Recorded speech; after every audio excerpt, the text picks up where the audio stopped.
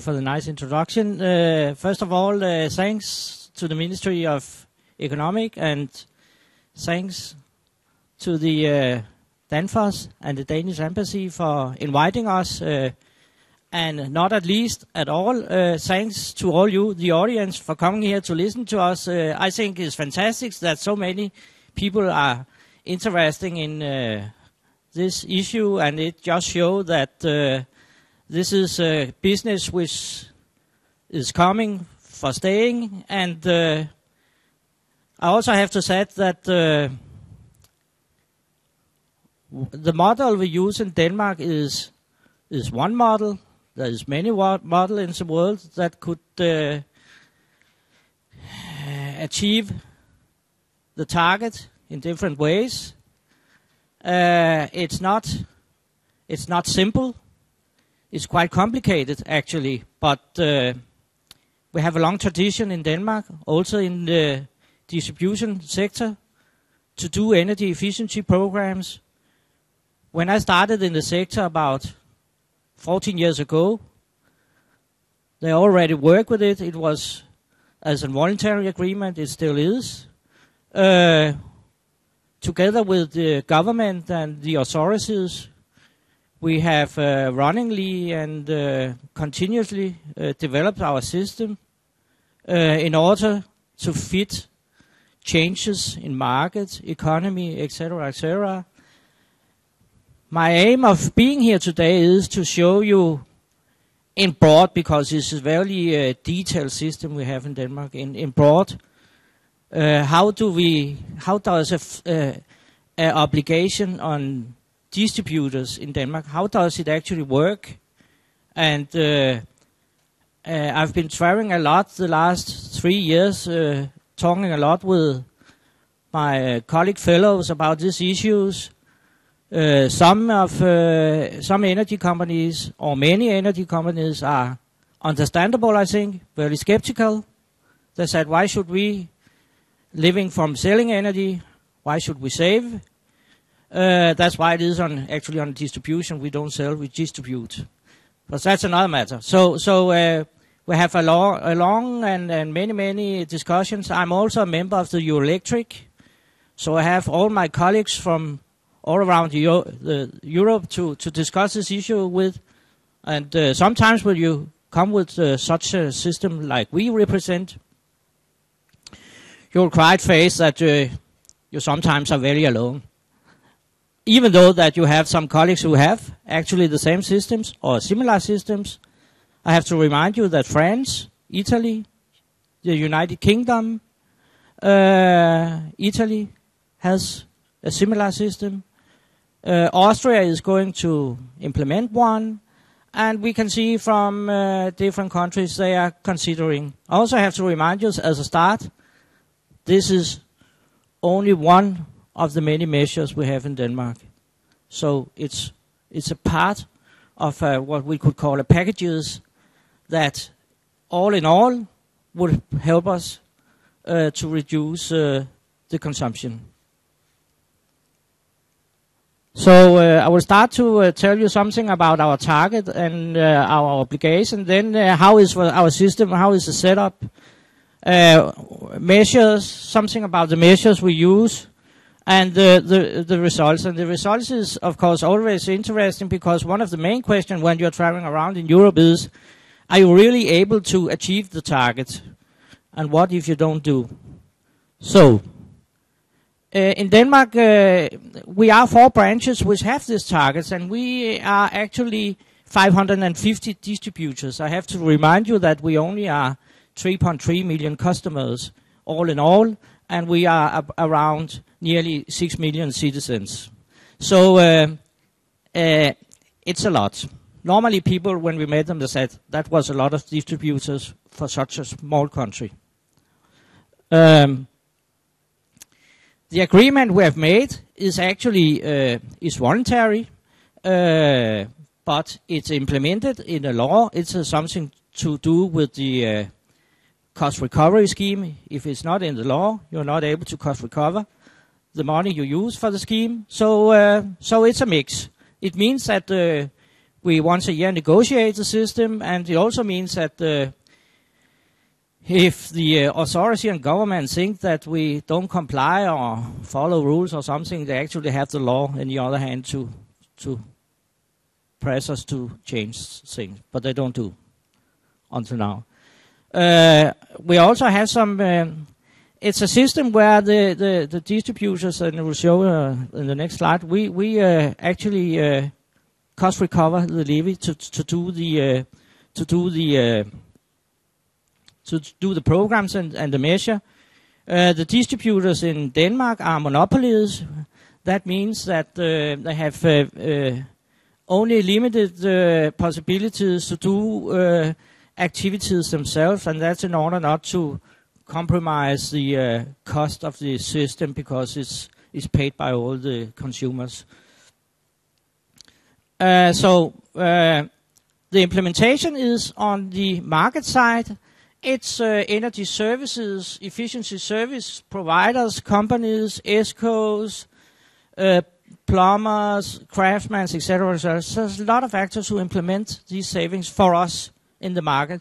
We also have some daughter companies who implement some of the energy efficiency programs, and we have a lot of mix. But that's how it's in general is set up. Our target, we only count first year savings. It's to do it simple. If the authority or the government want to have the savings calculated in lifetime, I'm very confident that will be done by the authority, and they are able to do it very proper, so there's no problem. And we have a common target of 10.7 petajoule in 2030 and 14, and it corresponds to, as far as I remember, around 2% of the total final energy consumption in Denmark. From 2050 to 2020, the target will increase, and it will increase to 2.9% of the total final energy consumption. Excluded is transportation. This graph down here just show how we have split the target between the electricity distributors, the gas distributors, the district heating distributors, and the oil companies. As you can see, that we have the biggest half of a little bit less than half of the target, but it doesn't matter anyway. All distributors, despite the size, have an obligation. So even the smallest distribution company in Denmark have a target. And we have discussed that because we find it very fair that all customers would pay proportional with their use. And concerning the payment, there will be no free rider. So it won't be the industry who will pay the part, or it won't only be the customer who will pay for the scheme. All pay.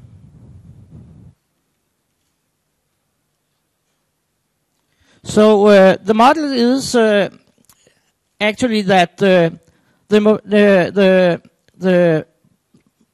distributors, they will secure the cost recovery scheme, and they will collect the levy by all the customer, as I told you, proportional with their energy consumption, and it's both for electricity and heat. And that means, and natural gas. For instance, if you are a final customer, you have a house or an apartment, you will pay a levy by the electricity and one by the heat. And if you have electric heating, of course, you pay the all by electric. And if you are a big industry, you can have a different kind of energy carriers. You can have electricity, maybe also natural gas, and maybe you also heat your some of your apartment buildings in the industry with district heating, and you will pay for all three energy carrier. And we'll collect all the money, and then they will go to. We'll make contract with a lot of actors who will implement the savings. The regime is that we should do it as cost efficiently as possible. So it means that we should find the cheapest and the most efficient measure as possible. It's not as simple as it sounds, but that's the driver in the system. A typical the market actors is energy service companies, energy service providers, energy performance contracting companies. It could be installers, engineering companies, equipment suppliers. It could be craftsman installer. And just to give you some examples, often very big industrial companies has their own firm engineering company they work with in order to optimize the process, etc., etc. So instead that we educate some people and send them out in this industry, or we send some people, we will make some negotiation with the already engineering who are working with the company to find the savings. We believe that's the easiest way and that's the cheapest way. And we will negotiate the price on the savings they find and implement. That's the criteria. All savings should be implemented, otherwise we won't pay for them. We typically have, if you should divide the measures in overall categories, we will have subsidies, or we could provide some audits, or we will have the third part would be equipment. Sometimes we will meet people who are selling lighting systems, and we will make a negotiation. If they are able to persuade some companies to change the lighting system and, for instance, go from halogen to LED or diodes or CFL, etc., etc., we'll negotiate a contract. If they can persuade them and change the system and do some savings, we'll pay for them. We are allowed to do, we have what we call freedom of doing all the measures. I'll come back to that. But we'll do it in all sectors, at all customers, all kind of fuels. Grid networks with some restrictions are included, some rules. Some renewables also counts. Newly, the transport sector is included, but very few measures. Regarding the cost recovery scheme, the transport does not contribute economically to the scheme. It would be, until now, too complicated, I think. And they will find the savings, and the responsibility will be that the distributors, they have to count all the savings, and I will show you this graph in big later because it shows where the savings comes from. But the savings will go back to the DSOs, and our association will, for the electricity side, on behalf of the electricity side, we will make an collective documentation and report to the authority and send them to the authority claiming how much saving we have achieved. And later I will come back to some security rules that it could be checked, etc. So the market is, we have freedom to choose. It's all energy uses and all sectors. As an electricity company, I'm allowed to do savings in the district heating system, or in at oil customers, or at customers who have natural gas as a carrier. So there is no limitation. In former times, we had limitation. Any supplier was only allowed to do energy efficiency programs in its own supply area with its own energy carrier. But to be frank, it's quite a stupid model, because some companies have, for instance, more than one location. And that means that you have to send 4 different companies to do the programs in the same company because they were not in the same supply area. And the other side is that if you go to a company and you really want to deliver high professional services, then you can't say, I'm from the electricity side. I'm only allowed to look at the electricity, and if you want a guy to look at your district heating system to optimize it, please call the district heating system. That doesn't give any sense, so we changed it. And actually, it's all kind of measures, as I already showed. We can also do information and some market pull-push measures, but we normally don't do it. We normally do two things I will show you now. We can, of course, we can go to distribution grids and the end users. We're not allowed to go into the production sites. Or aviation or shipyard, etc. So you're not allowed. And it should be within Denmark, if anybody should consider that. We have few measures in the transport sector. It could be if you have a car park, you want to switch from, for instance, gasoline-based cars to electric vehicles, you can gain some savings. We have something with the tire, if they are filled, pumped, what do you call it, right, then you can gain some measures, but very few. And DSOs, I told you, they're limited to information and some energy efficiency advices in your own grid. And then they can make, of course, contracts. The economic contracts are the ones who make them because they're the ones who have the responsibility. And they can actually also make contracts directly with the end users if they want to about a amount of money for granting some savings. And not at least, we're the one who are responsible for the savings should be achieved. I'll come back to that. The responsibility is not, we don't have as in many other countries where they decided to have an economic penalty. If you don't achieve your savings, then you should pay a certain amount to the government. We decided that because if you have a penalty cost, the price on the savings would be very near or very close to the penalty, and that would not create efficiency in the system.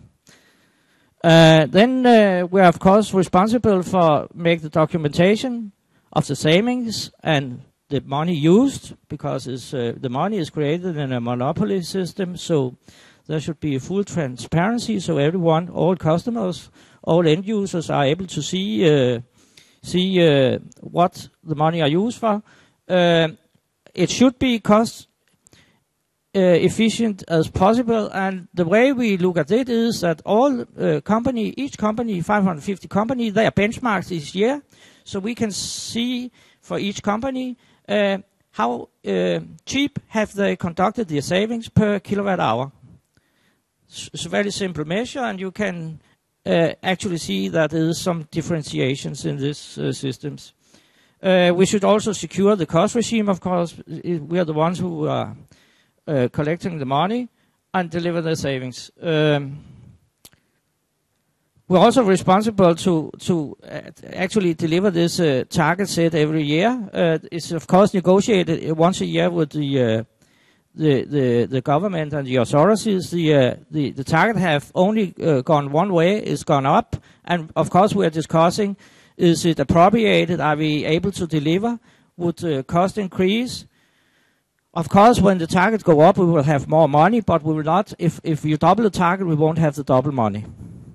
Then the government and the authority will say that if you have the double amount of activities, there may be some efficiency in the system that so the consumers will have a gain, and all would have a gain of the system. So it's get cheaper, you get more savings for less money. That's included.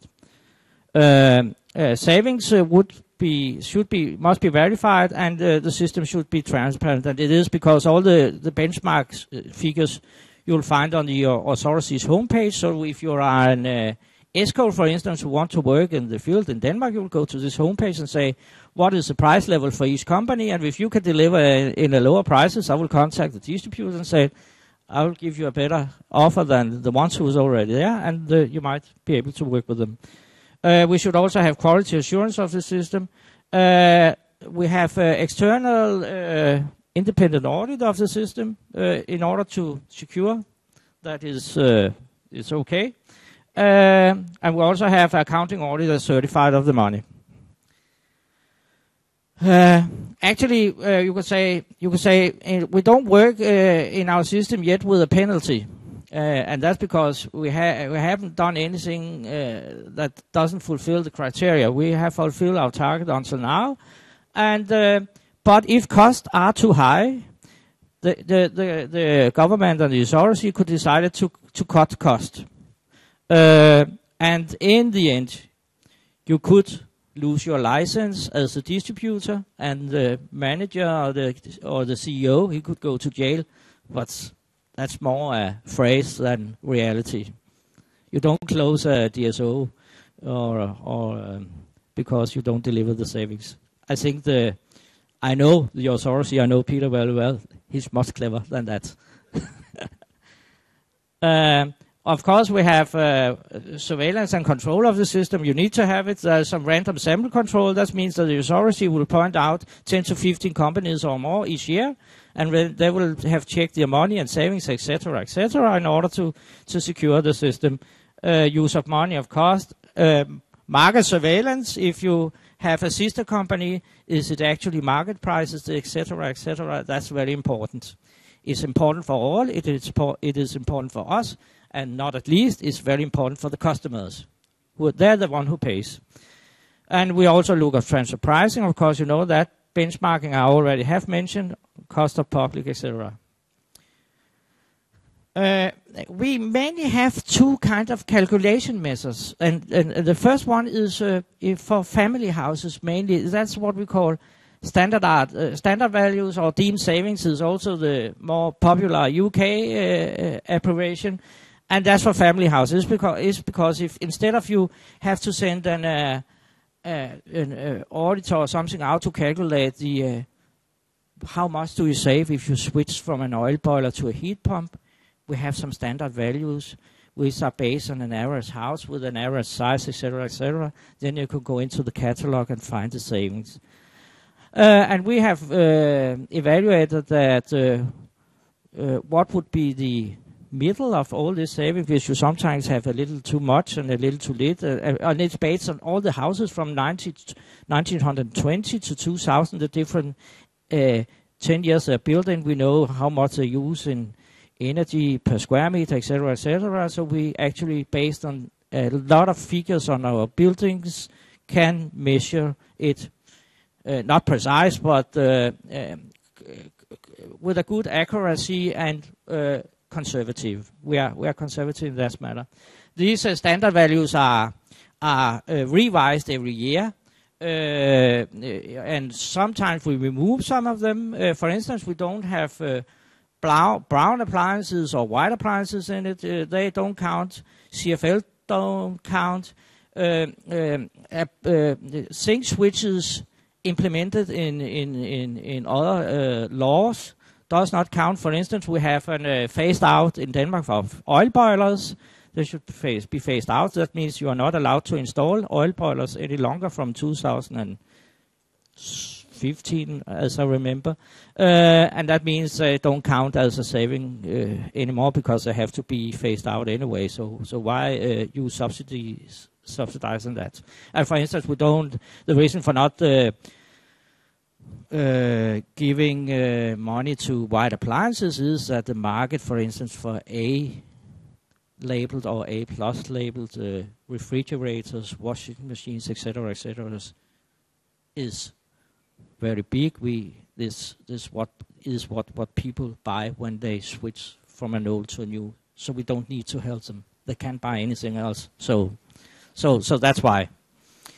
Engineering methodologies in larger buildings, industry, municipalities, public buildings, etc., etc. When you have a large building, you have to calculate the effect of switching a boiler, etc., etc. It's more complicated. So here we have some clear rules to how to document and how to calculate, etc., etc. Can't show you today; it would be too much. But that's how we do in general. And then and then we have some market pull measures you can use, but then you have to establish a baseline, even for products or for activities, and then you have to document that the this push you have made, or also information, if you would put your money in that, actually have changed the market and by that the energy consumption. So that was very short of the system. The agreement is a document of 50 pages, and it include rules, etc., etc., etc. So I don't think we have it in English only form or version, but yeah. So that's why I can't give it to you. But I would like to, just not because of the system in itself, just to have an idea more specific how we do it.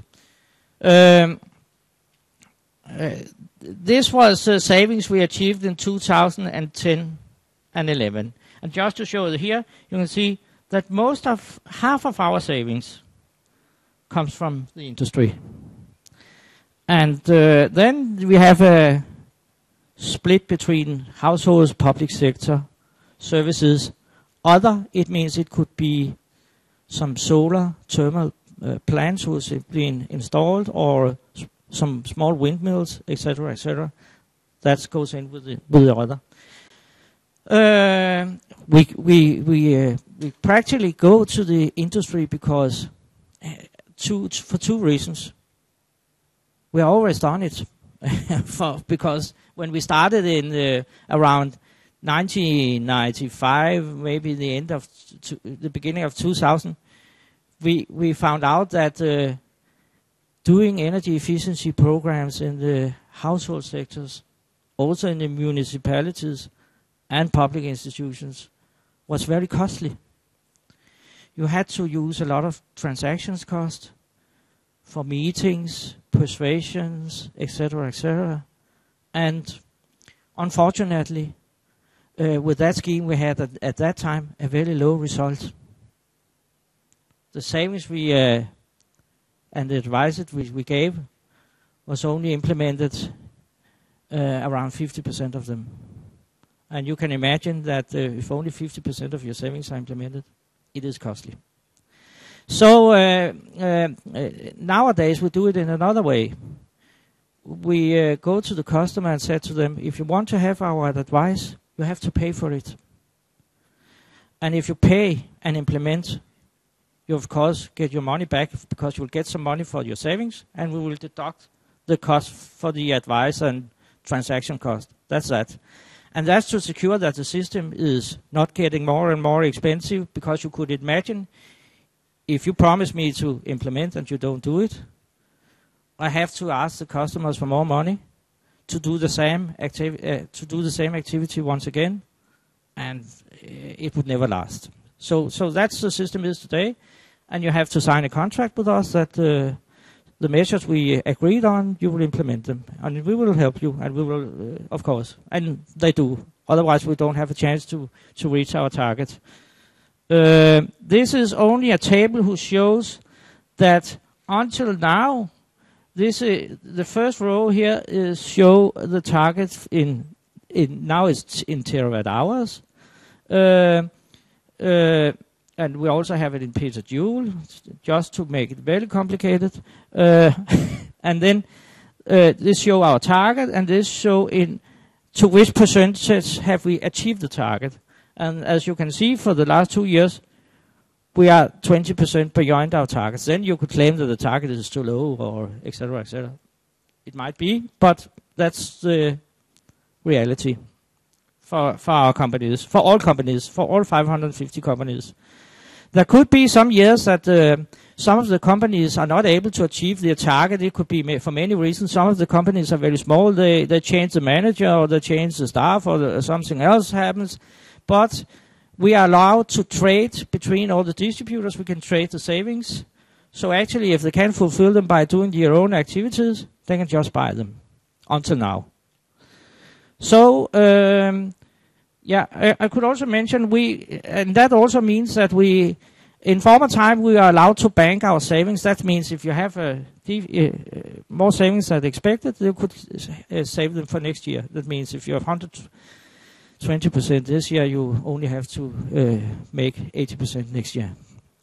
Now it's changed in the agreement that says that the savings you are implemented and conducted should mainly, the year you do it should also be reported the year you do it. So it gives some limitations. Yeah, it just shows that this the abbreviations to the left on the table is just different kind of activities, but the main activities here, as you can see, is industry, and it is because it's much cheaper than. And this with the other one is households, and the households is mainly standardized values. It's insulation, switching of oil boilers to heat boilers, and they don't count anymore. So they could be switching to new gas boilers, etc., etc. New windows. That's the main three types we're doing. And some key results. This model shows that the number of companies and our obligation and the cost. The savings, if you count them in lifetime, we say they have a lifetime of around 10 years. Then they will give about 19,000 gigawatt hours in lifetime, and customers will save about 200 million euros first year. And they will save 2 billion on their energy bills in lifetime, at least, if you count in 10 years. We don't count longer because people will switch equipment and houses will be changed, as I said. Not houses, as Peter said, if you first have done one thing, you might not do anything the next 30 years. But the payback time for the business is normally 2 to 3 years, maximum 3 years. And that's I think that's a standard. It's not a Danish standard. It's a kind of worldwide standard. It's something to do with the industry and the time horizon. For private and public households, it gives an average payback time of 7 years, and the internal rate of return for the business is 30%. And for the household, 11%. And still, you can think about it how much do you give in interest from your bank? So that's how it looks. This is a compressed curve of the cost. The line shows the average cost in our system for saving 1 kilowatt hour. The graph shows the cheapest one is here, and the most expensive is here. And then there's some that is a little bit more expensive, and then you'll always do the trick with the curve, Then you will just make a long line, and nobody understands it. but the reason is that some of the cost here is we think there is something wrong with the documentation, but we're not sure. At least I'm sure that the cost in that level, below that, the authority will send these company a letter, and they will ask them why the costs are so high, and they will have to answer that question.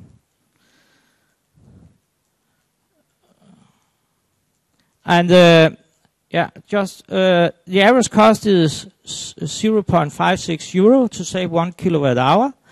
And the cost on the electricity bill, this is only for the electricity bill, is 0.13 euro, or 1.3 euro cent. No, 0.1 euro cent it is.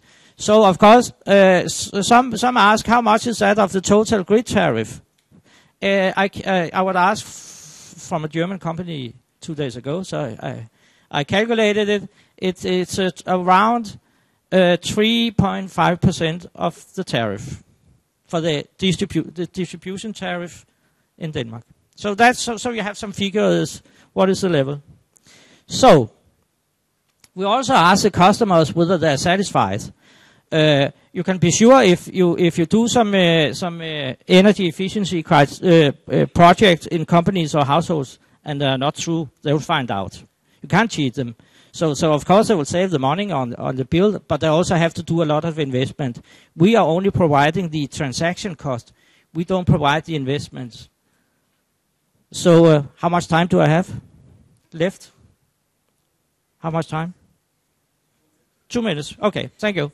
There is basically high satisfaction with the scheme. It's a little bit lower with smaller customers than with higher. When you analyze and evaluate the system, you can see with the circle around, this is one of the cheapest instruments we have in Denmark at the moment. In general, coming back to Peter's argument that energy efficiency is good, you can see how it's gone with the cross-energy consumption and the final energy consumption per million GDP. It's gone down. This is not alone because of us, because we haven't been in this business that long, but energy efficiency works. It also improves competition for industries. You can see it on the graph. And then I am finalized. Sorry for taking too much time.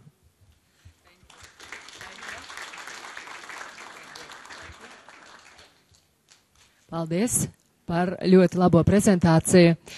Un laikam jautājumus misteram Šelburgam mēs varbūt atliksim uz vēlāku laiku for discussion.